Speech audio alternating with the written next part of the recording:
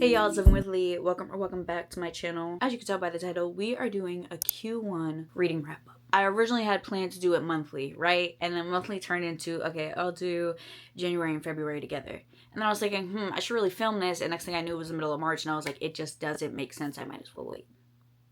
So here we are. Okay, so let's go through the stats real quick, and then we will do the reading wrap-up part. We'll talk about reviews, we'll talk about the ratings, all of that jazz. And then I'm gonna talk about some of the books that are on my TBR, and we'll just be prepared to hit that reading goal. Okay, so I personally use Storygraph as the app to kind of track my books. I know when you read the Kindle, it kind of tracks it for you because it's automatically connected to Goodreads and stuff, but I haven't used Goodreads in years, so Storygraph is my bread and butter. Currently, I have read 8 books. I finished one today, and my goal for the year is 50. I'm feeling very... I could take on the world, right? I'm feeling very...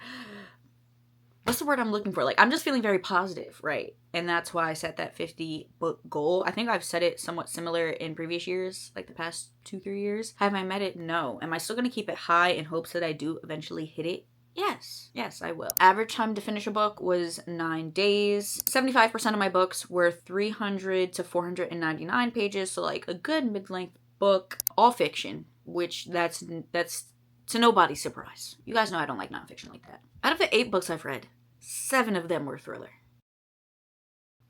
Like, yes, I expected it, but I also want to lean back in more to like my lit fit books because I feel like thriller, as we could tell, thriller has really been taking over, so I kind of need to not really back in, but like just make sure I'm keeping different types of books in rotation. My most read author has been Alice Feeney. I've read 3 books by her, and my average rating has been 4.16. Okay, now let's get into the books. We are going to be starting obviously with the first book. Obviously, we're going to be starting with the first book that I finished this year and moving our way up to my most recent read that I finished. So let's just go ahead and let's get started. First book that I read this year was Rock, Paper, Scissors by Alice Feeney. Very briefly, this is about a couple, marriage is on the rocks. They decide to do like a getaway vacation in the mountains as basically like their last hope at saving their relationship. And a lot of secrets come out. Okay, they're only in the mountains for like a weekend, right? And it very quickly begins to unravel and nothing is what it seems. For this book, I rated it 4.25 stars. This book was a good one to start the new year off with. It was extremely fast paced. Well, I won't say extreme. Let me reel it back in. It was well paced. I feel like the characters were pretty well thought out. My only problem with it was that at the end, like, yes, the threads were tied up, right? However, some of the threads just felt so unrealistic. I just don't see this actually happening, and no one questioning this, no one raising an eyebrow. It physically being possible, like, it just wasn't really making sense to me, but I enjoyed it nonetheless, so I kind of just like looked past that part. I followed that up with His and Hers, also by Alice Feeney. The real reason why I read this book is because they came out with a limited series on Netflix based on this book. And I was like, yeah, I obviously have to read it before I watch it because that is like one of my big things. Read and then watch. I don't always stick to it, but I really try to aim to do so. So I read this book in honestly not that long. It only took me a few days, I'm pretty sure. And I rated this 4.5 stars. Basically, this is about an estranged couple, or I guess ex-couple. We have the wife, who is a news anchor, news reporter, and then the husband, who is basically kind of like the lead of the police department in town. There is a woman that ends up being unalived, and the body's found, and this investigation starts. But the wife ends up seeing like, oh, this is actually kind of hitting close to home. I know this woman, and this doesn't really like feel like something that I'm like not connected to. This kind of feels like a little bit personal. And then more unalivings start popping up. And now everyone's pointing the finger at each other because also the husband knows these people as well. And now they're kind of just wondering, was it her or was it him? Yeah. I felt like some trigger warnings would have been helpful for this book because the trigger warnings in terms of what happens include SA, and I think that it, like, I could definitely see how it would be triggering for some people, and it kind of caught me off guard. It didn't necessarily trigger me, but I was like, oh, I didn't know we were going to go kind of like that graphic and that in depth. So that was like, I don't know if unsettling would be the right word, but it kind of took me off guard a little bit. Other than that, I found the plot to be really good. It was really engaging. There were some good red herrings. It definitely kept me on the edge of my seat. I didn't necessarily see the ending coming. That kind of took me by surprise and had me, oh, literally like that. Like, I was not expecting that. The third book that I read this year was Real by Kennedy Ryan. Love Kennedy Ryan down. And I really wanted to read this book because I had the physical copy and I've kind of just been sitting on it, but it felt like the perfect time to read it, especially because for February I was doing Black authors only. This book is about an understudy that's on Broadway. She kind of gets her big break of starring in the lead role in her show because the person that she's understudying is, I think, went out on vacation. When she's there, she ends up being scouted by a very famous Hollywood director who's kind of having his first debut film. He's like done really good documentaries in the past, but this is like his first feature film, truly like a true movie. It is kind of like historical fiction because it's based on a real person, but it's not a documentary. He decides that he is going to, you know, give her a chance because he was just so amazed with her performance, the way that she carried herself, kind of like the actor that she was, that he was like, I need her as my lead actress. And we kind of just see them fall in love, kind of seeing like how the public navigates this, what they have to say about it, old flings coming back and kind of trying to ruin things. And it's just like a good Black love story. Like, I just love Black love. And Kennedy Ryan writes a really good love story with a multifaceted aspect. Like, the main character, she also has, I believe it was lupus, so we kind of see her journey with that, seeing how it impacts her day to day, seeing how it really is part of her identity and shapes her as a person and how she walks through life. Director, his mom had health issues, kind of seeing that unravel, and how as someone that's a caretaker or has a loved one that has had to deal with severe health issues, seeing how that can affect the loved one. And I rated this a 4.0. Fourth read of the year was All the Sinners Bleed by S.A. Cosby. Like, I have to add S.A. Cosby to my list of favorite authors because he can write down. Okay? And this book is the premise is kind of similar to His and Hers in terms of we are looking at a small town sheriff in like a very small town in Virginia. He left a small town. He went to the FBI. He ended up leaving the FBI. We don't know why until the end of the book, and he ends up being the sheriff of the town that he once lived in. We have a unaliving pop up, and because of this small town, we have a lot of different secrets coming up for him personally with other members in the town. There's just a lot that becomes unraveled, and it kind of becomes this like small town story turning into this very big situation. I rated this 5 stars. Characters, complex, but yet so human, so realistic. Kept me on the edge of my seat. Like, the characters were well thought out, and the thriller suspense part was also very good. Like, I didn't feel like either component lacked. They both helped to support each other. The writing itself, so poetic, so, like, just full of rich dialogue, rich vocabulary, like, so good. It was my first 5-star read of the year. I literally have no complaints about this book. I've also read Razorblade Tears, and I read that at the end of last year, and I'm very excited to continue with the rest of his book and, you know, see what else they're giving, because I think I rated Razorblade Tears 5 stars as well. So right now, we are on a 5-star parade, okay? I need to see if the other books are 5 stars as well. Fifth read of the year was The Scammer by Tiffany Jackson. This was, I think, my 3rd book by her.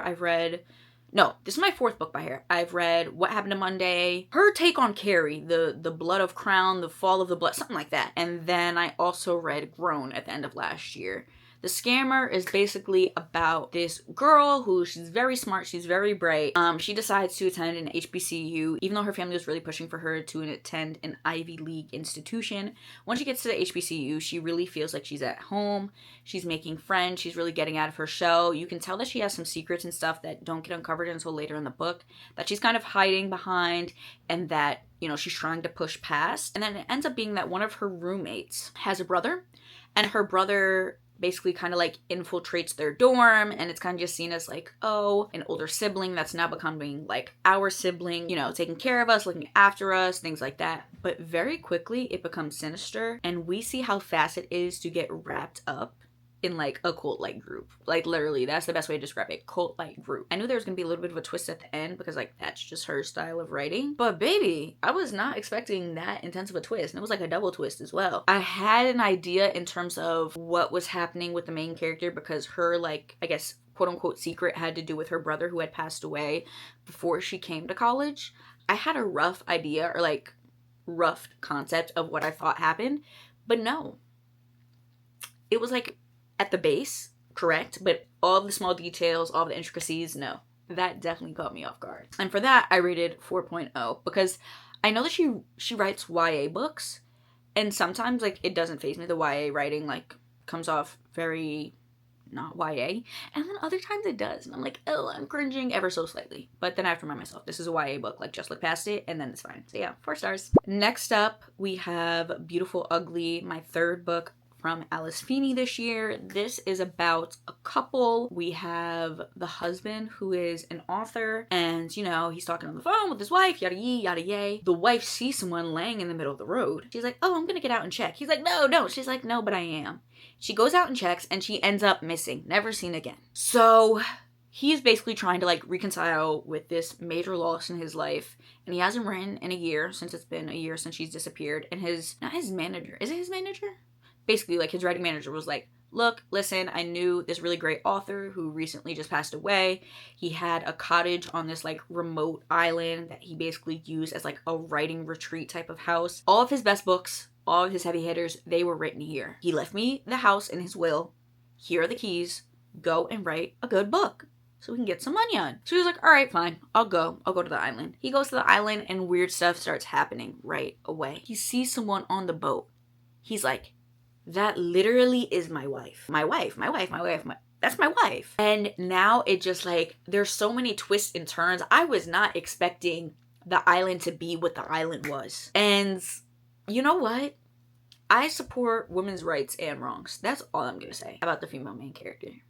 Because like, a lot of the issues in this book, before we got to like the end point that we got at, they really could have been resolved just by having a conversation. Just by communicating. You did not have to meet the fate that you met if you would have just opened your mouth and had a conversation. Or 5. But okay. And for the rating, I gave this book 4.5 stars. Next up, we have my first read of Freida McFadden of the year. This was The Intruder, which I believe is one of her newest publications. Yeah, it came out last year, and this was a shorter book. It was only 288 pages. As you could see, the last 2 books, 3 including this one, were all women authors. And that's because March was Women's History Month, or is Women's History Month. So women-only authors. Duh. So, The Intruder. We have the main character, okay? She is living in a kind of like remote cabin in the middle of the woods. There is a big storm brewing, and she's like, oh, I'm gonna kind of just be like stuck in this cabin. Like, roof's about to cave in, but I guess I'll stay, because like her landlord person basically was like, I'm not replacing this right now. I'm not. Sorry. Even though you've continuously called me to fix it, I'm not fixing it right now because the storm's brewing. But I'll be back tomorrow. If you're alive. And so she's preparing for the storm. Basically, she's ready to like hunker down in the house and try to be as safe as she can. And she starts seeing a flashlight from her shed. She thought she sees a face. She's confused. She doesn't know what's going on. Turns out there is a little girl hiding in her shed, and the girl's covered in blood. What is going on? What is going on? I watched the story unravel.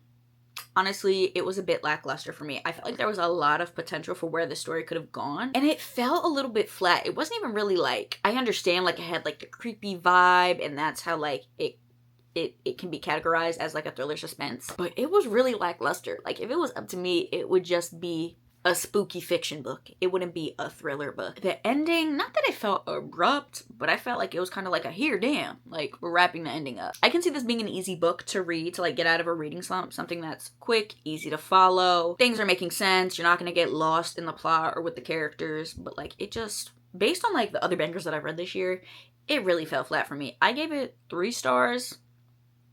I might drop to 2.75 because it just really wasn't my favorite. But I didn't really hate it. I just really did not enjoy it. And last but not least, my most recent read that I finished reading today was That's Not My Name by Megan Lally.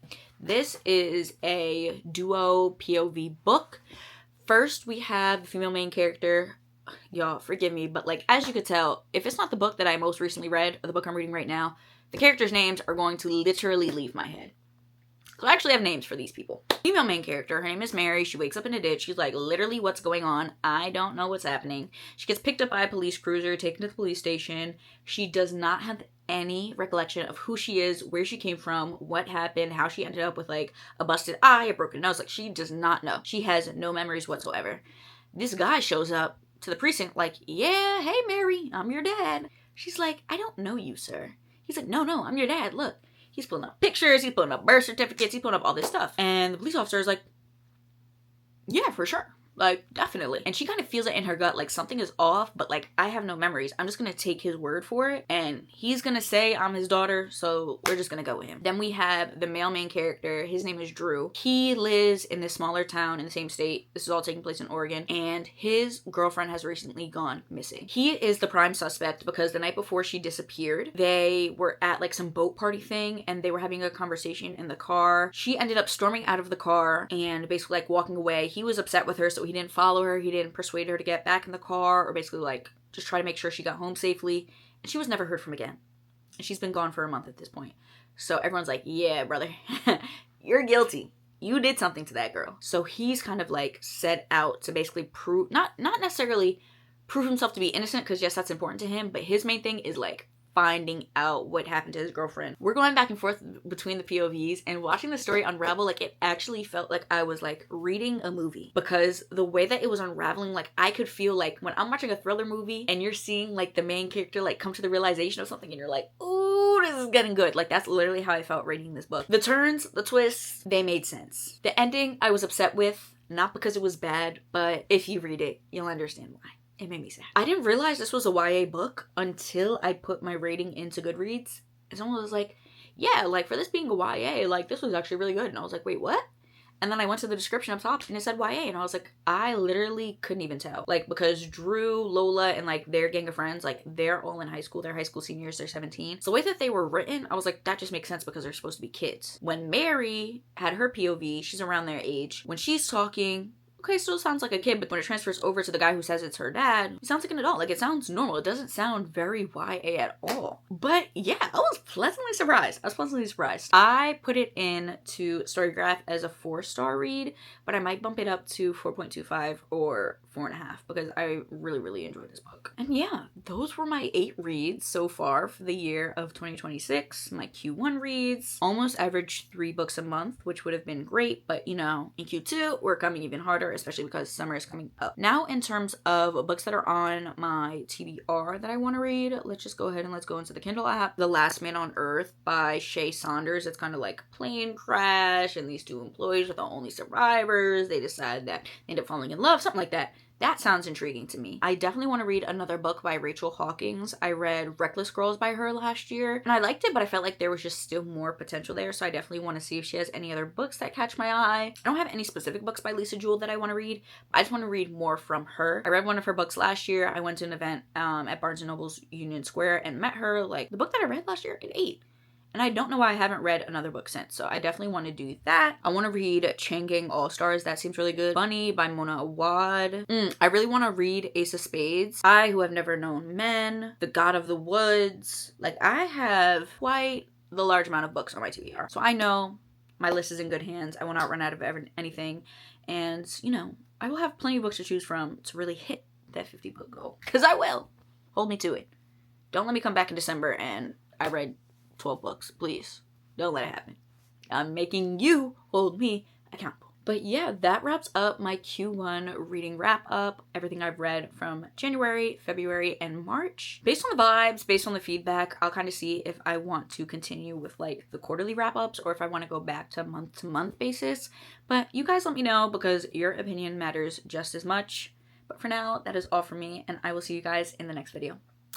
Bye!